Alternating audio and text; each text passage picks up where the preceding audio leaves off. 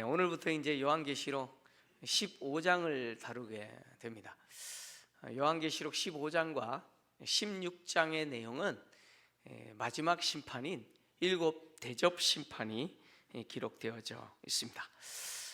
우리가 지금까지 요한계시록 14장까지 살폈는데, 이 살펴본 내용을 통해서 우리가 확인할 수 있는 것은 요한계시록은 성도들에게 두려움을 주는 성경이 아니라는 사실이죠. 여러분, 요한계시록 강의를 들으면서 겁났습니까? 네, 제가 볼 때는 한 번도 그거 안 내시는 것 같아요. 요한계시록의 내용은 우리에게 겁주는 말씀이 아닙니다. 요한계시록의 내용은 이 땅을 살아가는 성도들에게 위로를 주고, 그리고 또 더해서 반드시 구원은 이루어진다, 그리고 성도와 교회를 대적하고 하나님을 떠난 자들에게 하나님은 반드시 심판을 하신다라고 하는 것을 보여주는 것이 요한계시록이죠. 그리고 또 요한계시록은요, 이 땅을 살아가면서 믿음으로 사는 것 때문에 말로 할 수 없는 어려움을 겪는 성도들에게 반드시 구원이 이루어질 뿐만 아니라 장차 이루어지게 될 그 영광스러운 구원의 현장에 내가 있는 것을 소망하면서 보게 하는 것이 요한계시록입니다. 그래서 오늘 또 말씀을 들으면서 그 소망 가운데 장차 내가 있을 그 영광스러운 구원의 현장을 보게 되는 은혜가 있기를 주의 이름으로 축원합니다. 하나님은 반드시 불의한 이 세상을 심판하실 것인데, 하나님의 심판은 마지막 대접 심판을 통해서 이제 끝이 됩니다. 끝이 납니다. 마무리될 겁니다. 요한은 오늘 마지막 7 대접 심판을 기록하면서 오늘 1절에 보니까 하늘에서 또 다른 큰 이적을 봅니다. 근데 그 이적을 이상한 다른 이적이라고 표현을 했습니다. 이상한 다른 이적. 여기 이상한이라는 이 형용사는 무슨 뜻이냐면 기이한, 놀라운이라는 뜻입니다. 그러니까 이 큰 이적은 놀라운 이적이라는 거예요. 왜 이 이적이, 이 다른 이적이 놀라운 이적일까요? 그 이유는 하나님의 마지막 심판의 내용이기 때문이죠. 마지막 재앙, 대접 심판에 대한 내용이기 때문에 그렇습니다. 그래서 요한 1절 마지막에 뭐라고 기록했냐? 하나님의 진노가 이것으로 마치리로다 라고 기록을 했습니다. 요한계시록에서 하나님의 심판이 세 가지로 등장합니다. 세상을 향한 하나님의 심판이 세 가지로 등장했는데, 첫 번째는 7 인을 떼는 심판이었습니다. 그리고 두 번째는 7 나팔 심판이었죠. 그리고 세 번째가 마지막 7 대접 심판입니다. 근데 이 심판은, 이 세 가지 심판은 시간의 순서대로, 시간 순서대로 일어나는 심판이 아니라고 제가 계속해서 말씀을 드렸습니다. 이 세 가지 심판은 서로 중복되죠. 중복되는 특징이 있습니다. 그리고 또 이 세 가지 심판은 갈수록 강화되는 특징이 있습니다. 그래서 7 인을 떼는 심판보다 7 나팔 심판이 훨씬 강도가 강했습니다. 그리고 7 나팔 심판보다 이제 살펴보게 될 7 대접 심판은 훨씬 강도가 강하고 충격적입니다. 하나님이 마지막 7 대접 심판을 끝으로 하나님의 진노가 마친다라고 표현했는데, 결국 7 대접 심판은 마지막 심판이면서 인류 역사에 하나님이 행하시는 마지막 심판이라는 의미가 있습니다. 그리고 이 7 대접 심판을 통해서 이 7 대접 심판을 끝으로 인류의 역사도 함께 끝난다, 그런 이야기예요. 인류의 역사도 함께 끝납니다. 우리는 인류의 역사가 영원히 계속될 것처럼 생각하는 경향들이 있는데 그렇지 않습니다. 인류의 역사는 반드시 끝이 납니다. 요한은 이 7 대접 심판을 기록하면서 오늘 1절에 서론을 기록했습니다. 서론을 기록했는데 일곱 천사가 일곱 재앙을 가진 모습을 봅니다. 일곱 천사가 일곱 재앙을 가졌다라고 하는 것은 이제 계시록 16장까지 기록된 일곱 대접 심판을 이 일곱 천사를 통해서 진행된다는 것이죠. 그래서 1절은 이 일곱 대접 심판에 대한 내용의 서론의 역할을 합니다. 요한이 1절을 통해서 이제 서론을 기록했다면 2절을 통해서 이제 무엇을 기록해야 됩니까? 1절에 서론을 기록했어요. 그러면 2절부터 뭘 기록해야 돼요? 당연히 본론을 기록해야 되죠. 그래서 이 재앙, 일곱 천사가 가진 일곱 재앙이 어떻게 진행되는지 기록해야 되는데 요한은 그것을 기록하지 않고 다른 내용을 기록했습니다. 그래서 2절부터의 내용은 삽입된 내용입니다. 그래서 1절과 어디와 연결되냐면 5절과 연결됩니다. 5절부터 내용이 이 일곱 재앙인 일곱 대접 심판이 어떻게 진행되는지 기록했습니다. 그러니까 1절과 5절이 연결되고, 그리고 2절부터 4절까지 내용은 요한이 중간에 삽입한 내용입니다. 이 삽입된 내용은 무슨 내용입니까? 짐승과 그의 우상과 그 짐승의 이름의 수를 이기고 벗어난 성도들이 불이 섞인 유리바다 같은 바닷가에서 모세의 노래, 어린 양의 노래를 부르는 것이죠. 장면입니다. 승리한 성도들의 모습을 기록을 했습니다. 왜 요한이 일곱 대접 심판을 바로 이어서 기록하지 않고 승리한 성도들의 모습을 기록했을까? 그 이유가 있습니다. 그 이유는 뭐냐면 하나님의 무서운 진노의 심판, 이 마지막 일곱 대접의 심판이 하나님이 일곱 천사를 진행하는 동안 바로 성도들에게는 하나님이 무엇을 베풀어 주세요? 은혜를 베풀어 주신다는 거예요. 다시 말하면 하나님이 진노 중에도 성도들에게는 은혜를 베푸시고, 성도들은 하나님의 진노 중에 은혜를 받은 자들이라는 거예요. 그것을 이 승리한 성도들의 모습을 통해서 지금 요한이 말하고자 하는 것입니다. 이런 이야기가 되겠죠. 이제부터 기록되게 될 무서운 하나님의 진노의 심판인 일곱 대접 심판은 성도들과 관계가 될까요? 안 될까요? 관계가 될까요? 안 될까요? 안 된다, 그런 이야기입니다. 다시 말하면 하나님의 무서운 진노의 심판은 성도들과 아무 상관이 없다는 거예요. 이 심판, 이 무서운 대접 심판은 성도들에게 내려지는 심판이 아니고 성도들을 미워하고 대적하고 비난하고 박해했던 불의한 세상에 대한 하나님의 진노의 심판이라는 것이죠. 그 심판 중에 성도들은 하나님으로부터 은혜를 입는다는 거예요. 할렐루야. 얼마나 놀랍습니까? 그 이야기를 지금 이 삽입 구절을 통해서 요한은 말하고자 하는 것이죠. 자, 요한은 불이 섞인 유리바다를 봅니다. 유리바다라고 하는 이 개념은 요한계시록 4장에 등장했죠. 그때 제가 한번 설명한 적이 있는데, 이 유리바다는 구약에서 무엇과 관계되냐면 하나님이 천지를 창조하셨을 때 하늘 위와 하늘 아래, 궁창 위의 물과 궁창 아래의 물로 나눴잖아요. 그 궁창과 관계됩니다. 그리고 또 솔로몬이 성전을 건축한 이후에 성전들에 큰 높바다를 만들었잖아요. 물을 담은 그 높바다와 관계가 돼요. 그리고 요한계시록에서 이 불 섞인 유리바다는 4장에 등장하는 하나님의 보호자 앞에 있었던 수정 같은 유리바다, 바로 그 바다죠. 요한계시록 4장 6절을 좀 같이 읽겠습니다. 시작. 보호자 앞에 수정과 같은 유리바다가 있고 보호자 가운데와 보호자 주위에 네 생물이 있는데 앞뒤에 눈들이 가득하더라. 이 불 섞인 유리바다는 4장에 등장하는 바로 하나님의 보호자 앞에 있는 그 유리바다라는 것이죠. 근데 왜 오늘 본문에서는 유리바다라고 표현하지 않고 불 섞인 유리바다라고 표현했을까요? 그것은 심판의 이미지를 담기 위해서입니다. 여러분, 불못, 불과 유황이 타는 못, 그러면 무슨 이미지예요? 심판의 이미지죠. 그러니까 이런 이야기입니다.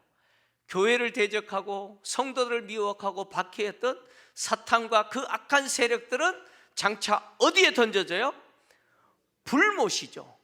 불과 유황이 타는 그곳에 던져질 거예요. 그러나 성도들은 어디로 들어갑니까? 이 유리 바다가 있는 하나님의 보좌 앞으로 갈 거라는 것이죠. 그리고 이 유리 바다를 불 섞인 유리 바다라고 표현한 이유는 뭐냐면, 이 유리 바닷가에서 하나님의 금은고를 가지고 모세의 노래 어린 양을 찬양하는 이 그림은 어디를 배경하느냐? 출애굽기 사건 가운데 홍해 사건을 배경으로 하기 때문에 그렇습니다. 홍해 사건이 뭡니까? 이스라엘 백성들이 애굽에서 나왔을 때 애굽 군대가 추격했어요. 그때 하나님이 모세를 통해서 홍해를 가르게 했어요. 그 갈라진 홍해를 이스라엘 백성들이 마등 땅같이 건너갔어요. 그러자 애굽 군대가 어떻게 했습니까? 그 홍해길로 들어와서 이스라엘 백성들을 추격했을 때 하나님은 그 홍해물로 애굽 군대를 수장시켜 버렸어요. 그때 이스라엘 백성들이 어떻게 했습니까? 뒤돌아보면서 그 홍해배를 보면서 모세가 하나님을 찬양하고, 이어서 미리암과 여인들이 소고를 잡고 춤을 추면서 찬양했어요. 그 내용이 출애굽기 15장 이야기입니다. 그러니까 지금 이 유리바다가에서 승리한 성도들이 모세의 노래 어린 양의 노래를 부르는 이 그림은 마치 이스라엘 백성들이 홍해물로 애굽 군대를 수장시켜 버리신 그 하나님을 찬양하면서 그 홍해를 바라보면서 하나님을 찬양했던 그 모습이죠. 그러니까 넘실거리는 그 홍해를 바라보면서 하나님을 찬양하는 그 모습을 배경으로 하고 있다는 것이죠. 불 섞인 이 유리바다 가에서 하나님을 찬양하는 이들은 누구냐? 오늘 여기 보니까 짐승과 그의 우상과 그의 이름의 수를 이기고 벗어난 자들이다 라고 표현합니다. 이 내용은 계시록 13장의 이야기죠. 이미 우리가 다뤘던 것처럼, 여러분, 이 내용은 바로 황제 숭배와 우상 숭배가 당연시되었던 환경, 심지어 짐승의 표를 받지 않으면 매매조차도 못했던 그 환경이죠. 바로 황제 숭배를 의무로 하고 있는 길드라고 하는 조직에 가입하지 않으면 장사조차도 하지 못했던 그 환경인데, 그 환경에 성도들이 어떻게 살았다는 거예요? 이들은 어떻게 사는 거예요?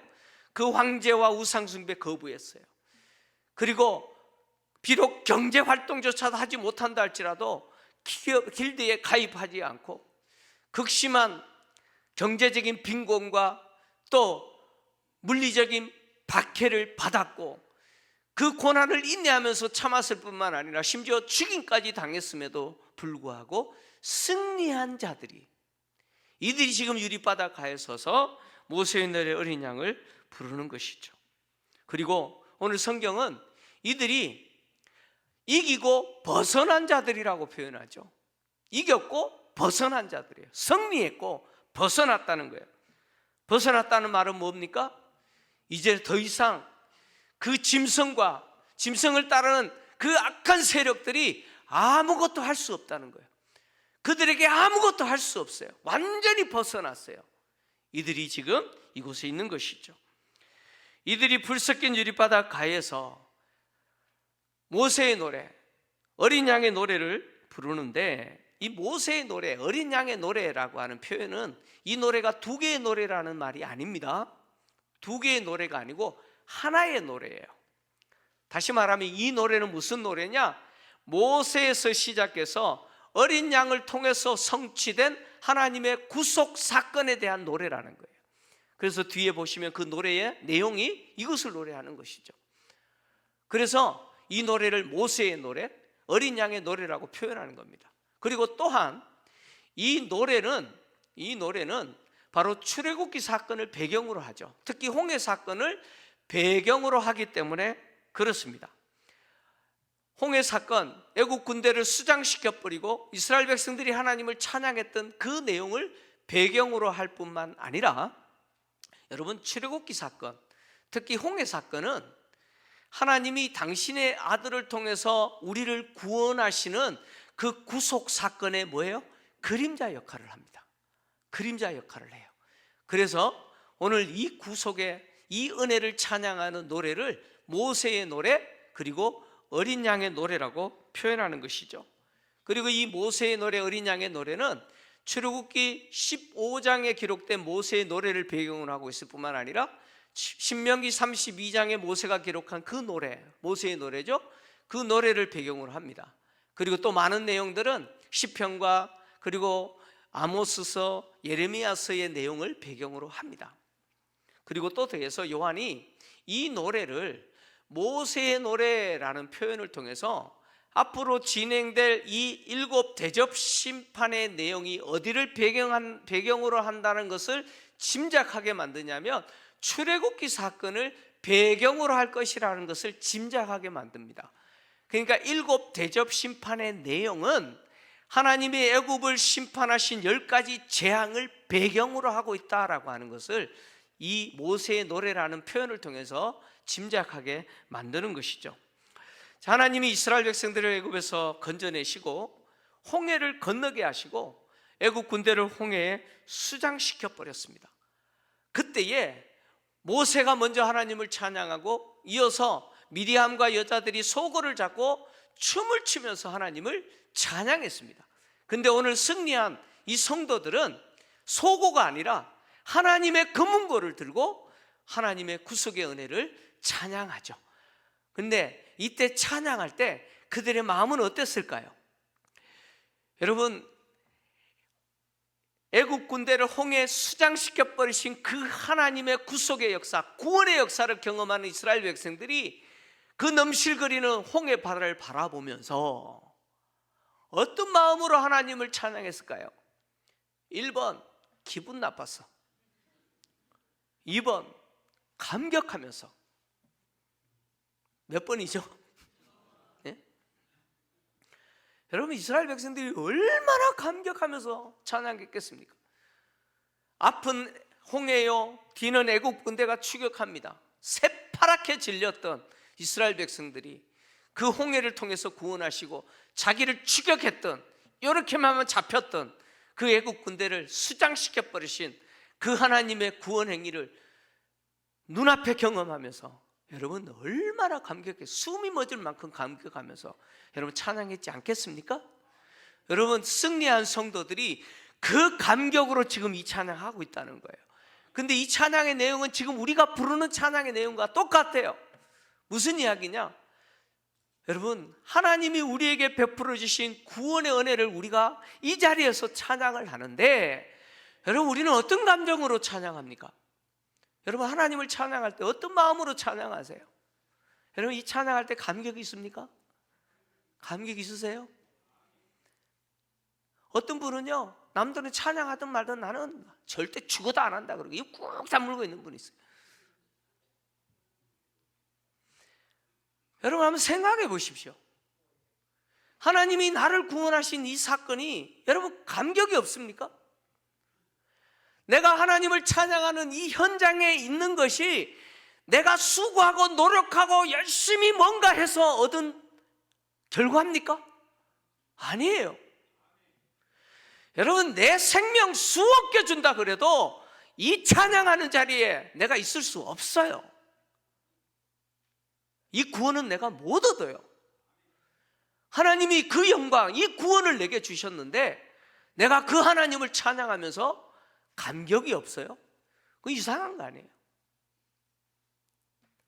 여러분, 우리가 하나님을 찬양할 때 하나님이 내게 행하신 이 구원이 얼마나 놀라운지 여러분 감격하시면서 찬양하시기를 주의 이름으로 축원합니다.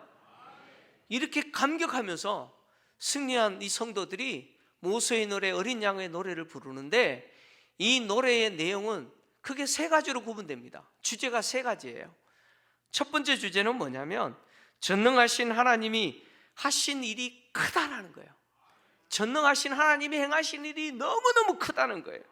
그래서 이 구원받은 성도들이 그 하나님을 향해서 뭐라고 부르느냐? 주 하나님, 우리의 주인이신 하나님, 곧 전능하신 분이라고 이야기하죠. 하나님은 어떤 분이세요? 전능하신 분이죠. 하나님은 피조 세계를 창조하셨을 뿐만 아니라 당신의 주권대로 통치하시는 분이에요.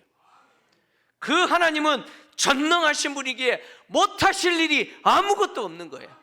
그래서 우리를 구원하실 수 있는 것이죠. 하나님이 전능하신 분이시기에 그 전능하신 하나님이 행하신 일들을 인생인 우리가 보고, 유한한 인생인 우리가 볼 때는 너무 기이한 거죠. 너무 놀라운 일인 것이죠. 여러분, 우리에게는 기적이라고 말하지만 하나님에게는 기적이 없는 것이죠. 무에서 유를 창조하신 하나님이 무슨 기적이 있겠습니까? 유한한 우리 같은 존재는 하나님이 행하신 일을 다 기적이라고 보는 것이죠. 그 전능하신 하나님, 그 하나님이 나를 구원하신 거예요. 내가 내 생명 수억 개를 죽어도 구원할 수 없었던 이 죄와 사망에서 나를 건져주신 거예요. 그 하나님이 행하신 일이 얼마나 위대하고 큰 일이십니까? 그 하나님을 찬양하는 거예요. 그래서 하나님이 하시는 일이 크고 놀라우시다라고 이렇게 찬양하는 것이죠. 여러분 한번 생각해 보십시오. 찬양의 가사처럼 하늘을 두루마리 삼고 바다를 먹물 삼아도 하나님이 내게 행하신 일 다 기록할 수 있습니까? 다 기록할 수 없어요. 하나님이 하신 일은 우리가 감히 표현할 수 없을 만큼, 다 담아낼 수 없을 만큼 크신 일이시죠. 그 하나님을 우리가 지금 찬양하는 것이죠. 장차 우리가 그곳에 가서 그 하나님을 이렇게 찬양하는 것이죠. 두 번째 이 노래의 주제는 하나님의 길은 의롭고 참되다라는 선포의 송축이죠. 하나님은 만국의 왕이십니다. 모든 세상의 민족과 종족과 백성과 방언을 통치하시는 분이 하나님이시죠. 어떤 민족도 어떤 한 개인도 하나님의 통치에서 벗어날 자가 없어요. 하나님은 만국의 왕이시기에 그 만국의 왕이신 하나님이 행하시는 모든 일은 의롭고 옳고 참되시죠. 하나님의 길은 그래서 완전하시고 정의롭다라고 이렇게 노래하는 것입니다. 하나님의 길은 의롭고 정의롭다, 참되다라고 표현하는 이 표현은 바로 신명기 32장에서 모세가 노래했던 내용을 배경으로 합니다. 신명기 32장 4절을 좀 같이 읽겠습니다. 시작. 그는 반석이시니 그가 하신 일이 완전하고 그의 모든 길이 정의롭고 진실하고 거짓이 없으신 하나님이시니 공의로우시고 바르시도다. 아멘. 하나님은 어떤 분이십니까? 하신 일이 완전합니다. 그의 모든 길은 정의롭고 진실하고 거짓이 없으신 하나님이십니다. 그래서 하나님은 공의로우시고 바르신 분이시죠. 하나님은 언약에 신실하신 분이에요. 하나님은 정말 신실하신 분이에요.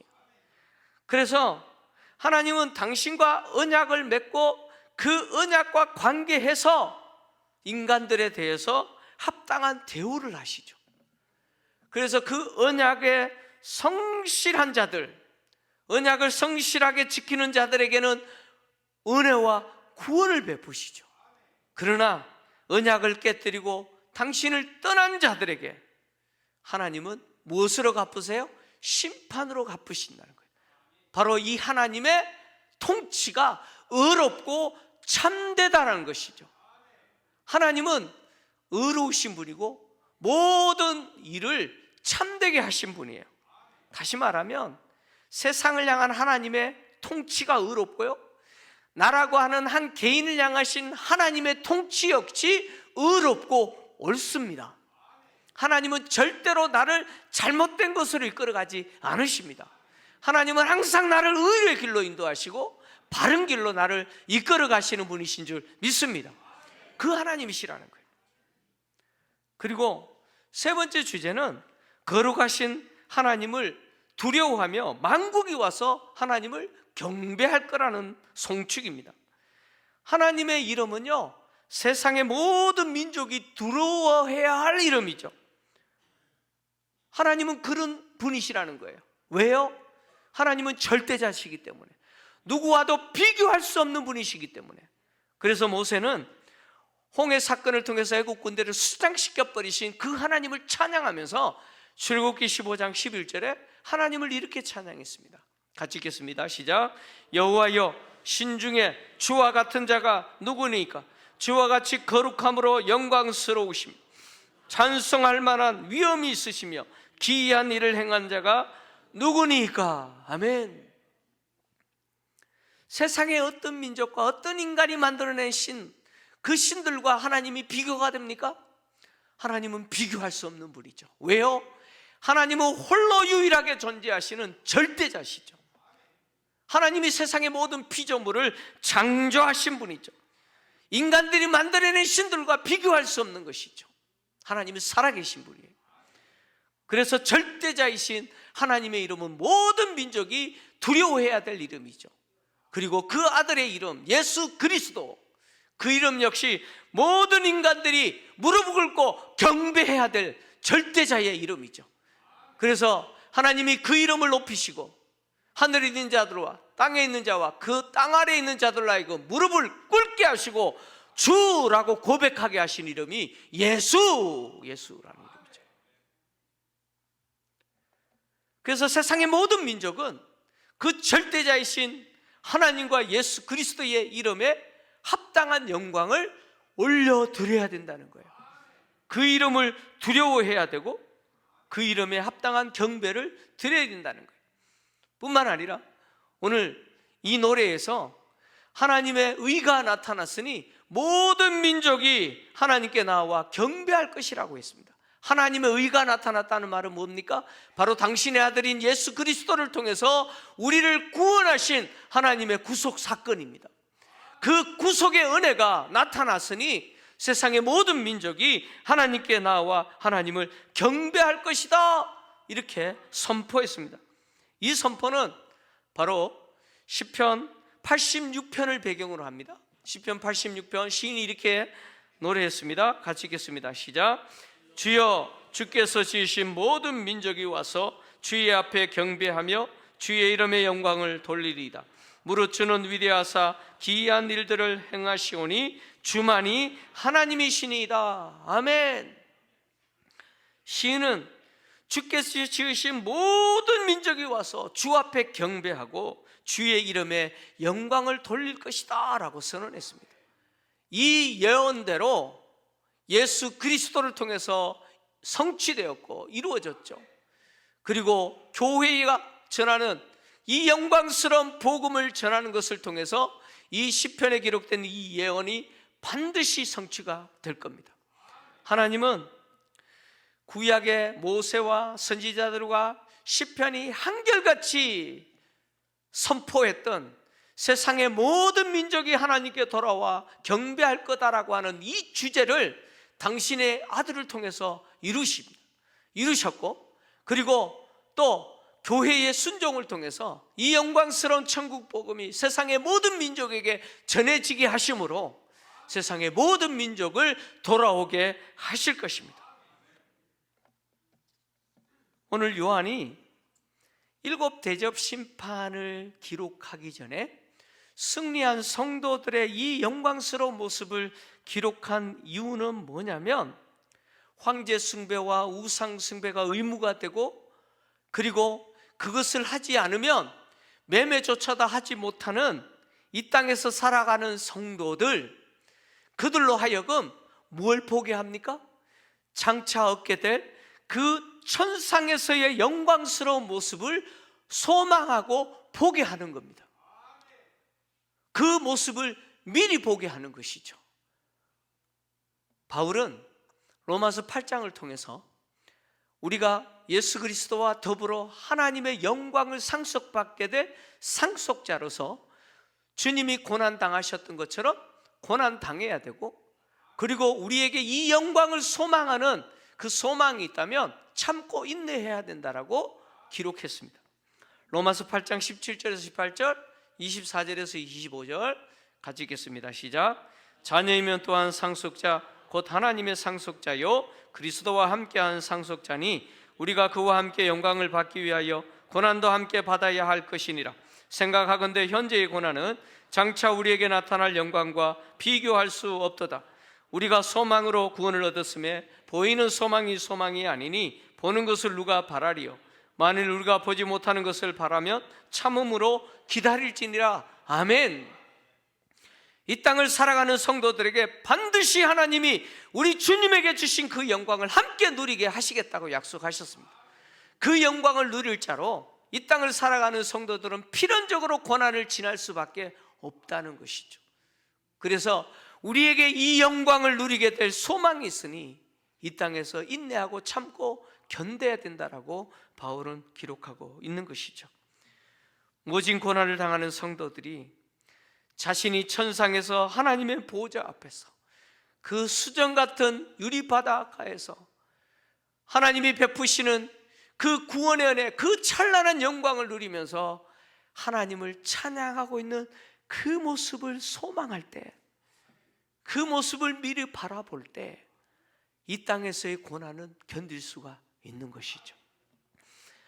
여러분, 얼마 전에 3.1절이 지났는데 여러분 태극기를 흔들면서 대한독립 만세를 부르고 그 황량한 만주 벌판을 다니면서 대한 독립을 위해서 그렇게 고난을 인내하면서 운동했던 독립운동가들이 왜 그렇게 고난을 견딘지 아십니까?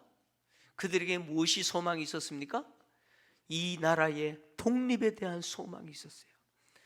그들의 눈에 이 대한민국의 독립이 눈에 보였기 때문에, 그 소망이 있었기 때문에 그들은 그 모진 고난과 그 고통, 그 힘듦을 기꺼이 감내한 것이죠. 여러분, 독립운동가도 그랬다면 여러분, 이 땅에서 살아가는 성도들은 어떻게 살아야 되겠습니까? 장차 주님이 우리에게 주신 이 구원의 영광, 하나님이 세상을 향하여 쏟아부으시는 그 진노의 그 심판에서 우리를 완전히 벗어나게 하시고 하나님의 보호자 앞에서 이 찬란한 영광 가운데 하나님을 찬양하는 이 감격을 누리게 하셨는데, 여러분, 그것을 우리가 믿음의 눈으로 바라본다면 이 땅에서 우리가 예수 믿는 것 때문에 당하는 손해와 억울함들 여러분 견딜 수 있지 않겠습니까? 여러분, 오늘 무엇을 보면서 살아가십니까? 우리는 무엇을 보면서 살아야 될 자입니까? 썩어질 세상을 바라보면서 살아가고 있습니까? 하나를 바라보십시오. 하늘을 바라보십시오. 장차 우리가 있을 저 영광스러운 자리를 바라보십시오. 그곳에서 하나님을 찬양하고 있는 그 영광을 누리고 있는 나의 미래의 모습을 바라보십시오. 그것을 보시면서 오늘 또 믿음으로 인내하시고 믿음으로 도전하시고 세상을 부러워하지 마시고 당당하게 믿음으로 살아가시는 우리 성도님들 되시기를 주의 이름으로 축원합니다.